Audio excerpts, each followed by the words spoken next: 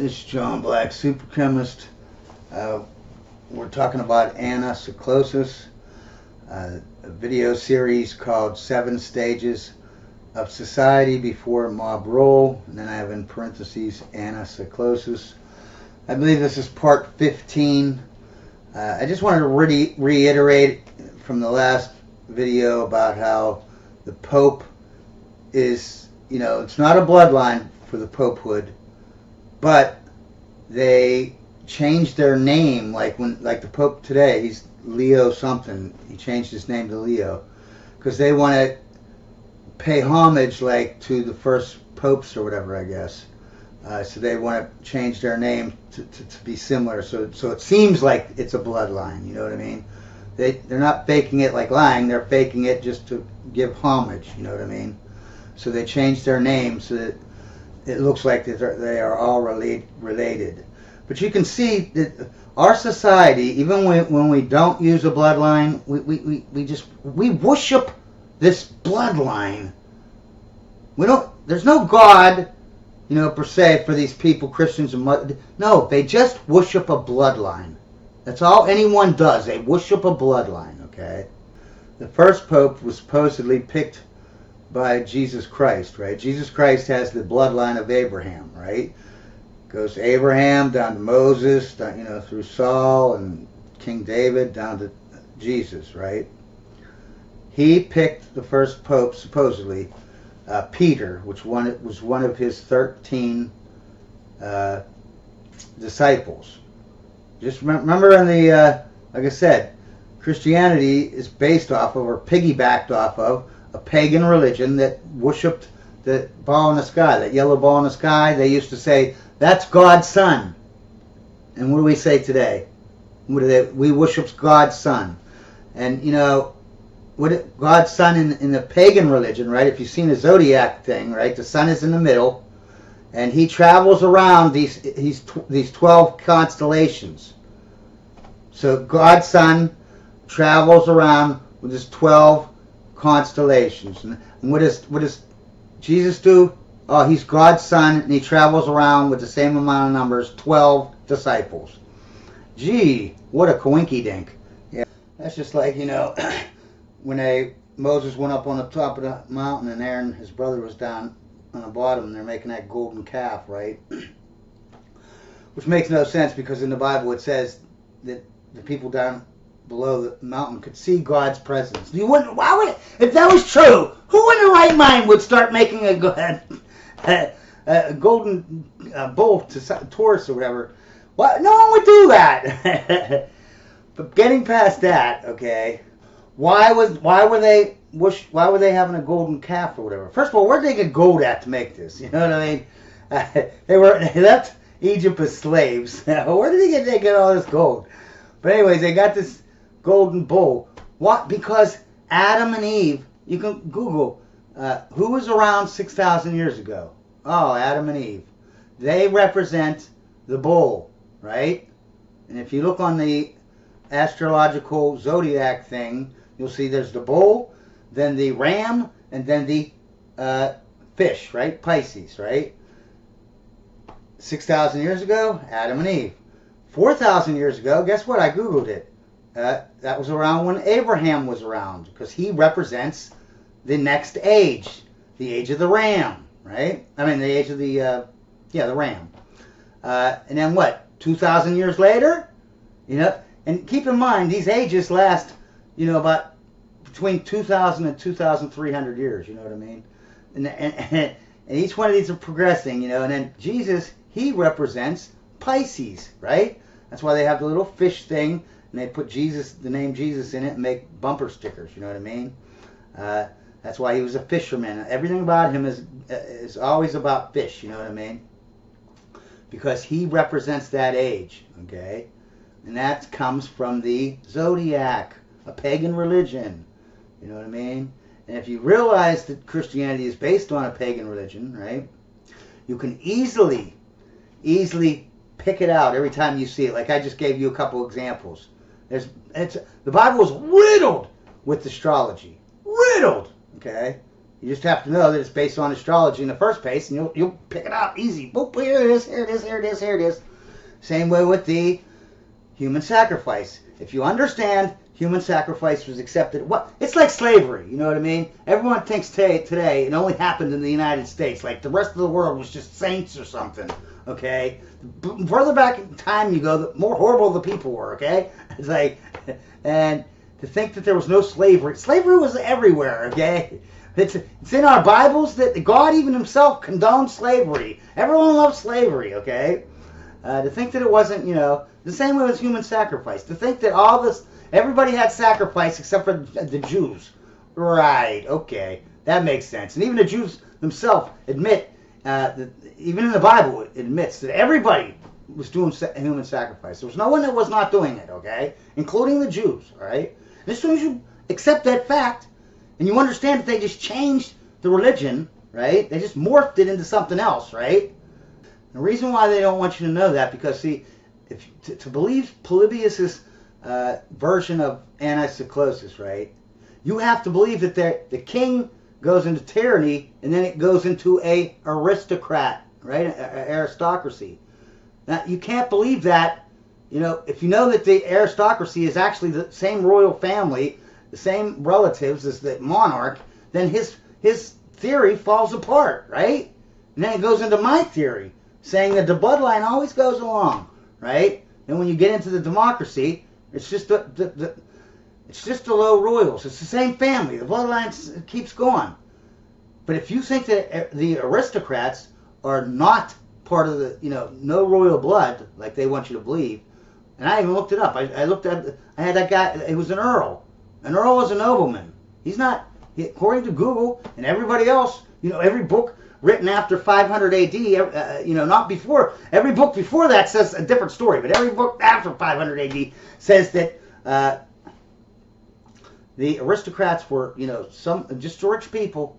The monarch just picked a. What's funny is the monarch said nobody can have any land, only my family, and also this guy over here and this guy. I'm not related to him, but he's rich, so no, get real, okay? They changed that part of history so that they can push this because they were doing it at the same time. They were changing the fact that Judaism and Christianity is based on human sacrifice, and they changed the fact that kings and the nobles and the aristocrats, they're all the same people. They changed all that, right? And you can see how they're doing it today. They're going to change it. You know what I mean? As popes changed their names upon election to the papacy as a tradition symbolizing a new beginning and reflecting the pope's chosen mission. This custom, which involves, has been involved over time, allows the pope to signify his desired legacy and emulate the qualities of the previous pope or saint. But you see how even when they have an election, okay, this system that runs everything, right? It's always they have. Look how they have a hard-on for a bloodline that doesn't even exist in the popehood. This is what I'm talking about.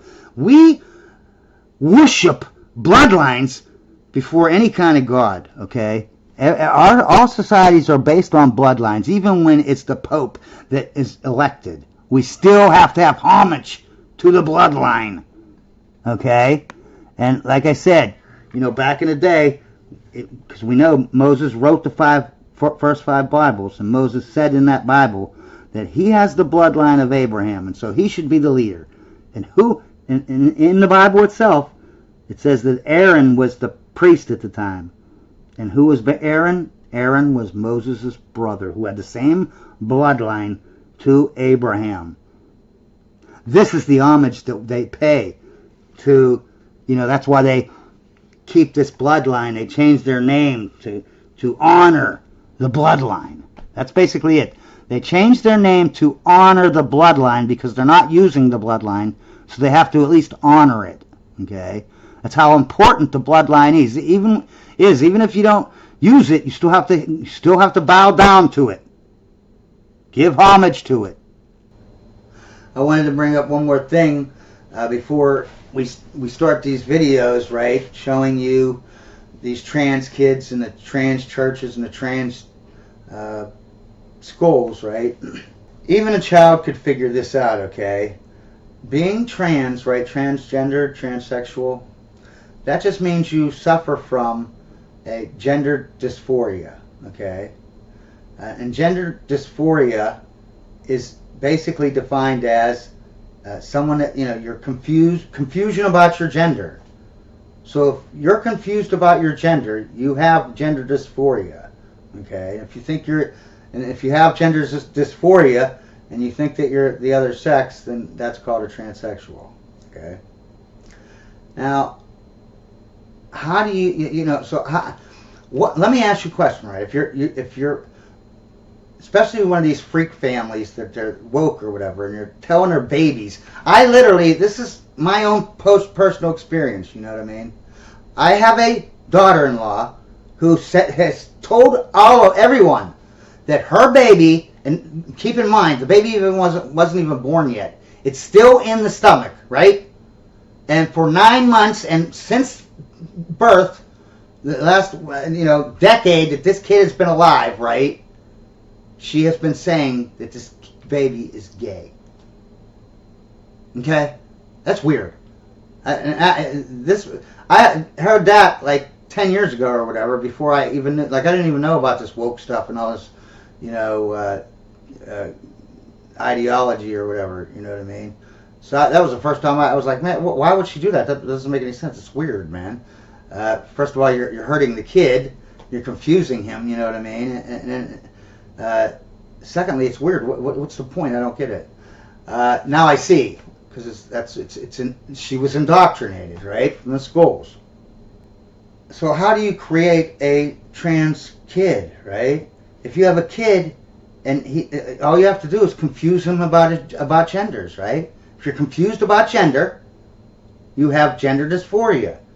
And basically, you can be you're trans. That means you're trans to these people, right? So if you have a 2-year-old, or 3-year-old, 4-year-old, 5 years, and you keep telling them over and over again, nobody knows what your gender is. All the adults, there's 8 billion adults on this planet, and none of them know what your gender is. Only you can tell me what your gender is. You, the 2-year-old. You, the 5-year-old. Okay? Only you know what your gender is. No one can tell you what it is. Okay? And you're telling a 2-year-old he has 100 genders, okay? First of all, the child doesn't even can't count to 10 yet, right? So if he can't count to 10, obviously if you're giving him numbers like 100, right there you're confusing him, right? And how are you going to understand the concept of gender when you can't even understand the concept of counting to 10? You know what I'm saying? All right? So, how do you... that'd be like if I tell my kid that he's going to get cancer, and I tell him from 2 years old all the way up. Yeah, sooner or later he's going to start being a hypochondriac, thinking he has cancer. You know what I mean? But yeah, so if you tell a kid from 2 years old, no one knows your gender, and it's like Pokemon cards, and you can switch them and trade them with your friends.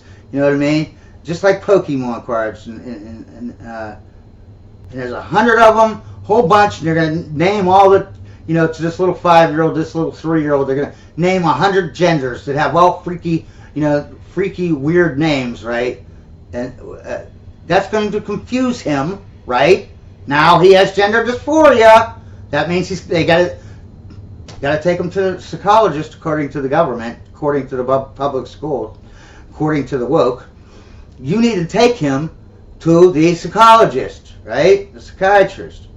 And we know, you'll see in future videos, the psychiatrist is going to immediately say, hey, if you're confused about your gender, then you got to start on some, start changing your name, start changing your clothes, change birth certificate, start getting hormone therapy,